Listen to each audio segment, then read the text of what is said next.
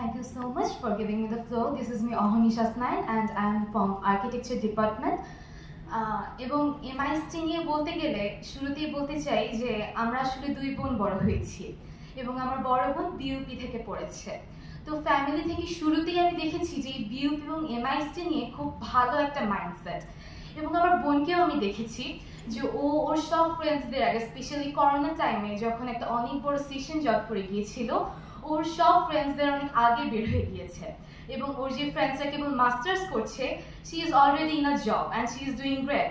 So সেখান থেকে আমার মাইন্ডসেটটা এরকম ছিল যে পড়লে, যেহেতু ইঞ্জিনিয়ারিং ইচ্ছা ছিল, হয় বুয়েট নয় এমআইএসটি, এর বাইরে অবশ্যই কোথাও নয়। এবং এমআইএসটি নিয়ে চিরজীবন যেসব দেখেছি এবং এটা যত ডিসিপ্লিন, আমার মনে হয় না যে অন্য কোনো ইনস্টিটিউশন এত ডিসিপ্লিন আমাকে দেবে। এবং আমি আশা করি যে আমি, যেটা আমাদের আপু, সিনিয়র আপু এবং ভাইয়ারা বললেন যে আমরা অনেক আগে বের হয়ে যাব জব সেক্টরে, অন্যদের আগে যদি আমি চলে যাই তবে অবশ্যই আমার ব্যাচমেটদের থেকে আমি অনেক ভালো ফ্যাসিলিটিস পাবো, আমি এক্সপিরিয়েন্স বেশি গেইন করব। এবং এবং আমি যখন আমাদের সিনিয়রদেরকে নিয়ে রিসার্চ করেছি, আমি দেখেছি যে আমাদের সিনিয়ররা অনেক ভালো ভালো জায়গায় অলরেডি আছে। So they are like a way shower for us, তারা আমাদেরকে পথ দেখাবে এবং আমরা সেই পথে এগিয়ে যাব। সেই কারণেই আসলে এমআইএসটিকে চুজ করা, এবং এই ডিসিপ্লিনের ব্যাপারটা আমার মনে হয় না আমি অন্য কোথাও পাবো।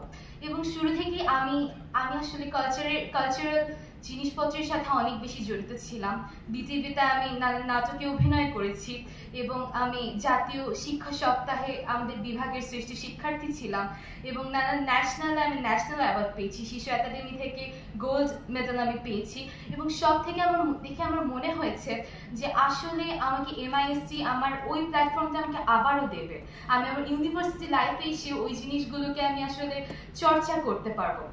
এবং আমার স্কুল এবং কলেজ দুটি হলো millennium stress school and college, Rangpur cantonment. তো শুরু থেকে আসলে আর্মি আন্ডারে আমি থেকেছি, তো সেখান থেকে আমি জানি যে এই জিনিসগুলো আসলে কতটা ডিসিপ্লিনড হয়। আমাদের কলেজে, আমাদের স্কুল, আমাদের টিচার্সরা আমাদেরকে যেভাবে নারিশ করেছে, আমাদেরকে যেভাবে বড় করেছে, আমার সেখান থেকে আমার শুরু থেকেই থিঙ্কিং ছিল যে আমি যদি এমআইএসটিতে আসতে পারি, দেন আই নো যে নেক্সট 4 to 5 ইয়ার্সে আমি অনেক সুন্দর একটা ফিউচার পাবো। সো সব মিলায় আমার মনে হয় যে সে কারণে এমআইএসটিকে চয়েস করা। এবং আজকে আমার সাথে আমার মা এসেছে এবং সে আস্তে আস্তেই বলছিল যে প্রশান্তি কাজ করছে, তোকে নিয়ে আসছি, প্রশান্তি কাজ করছে।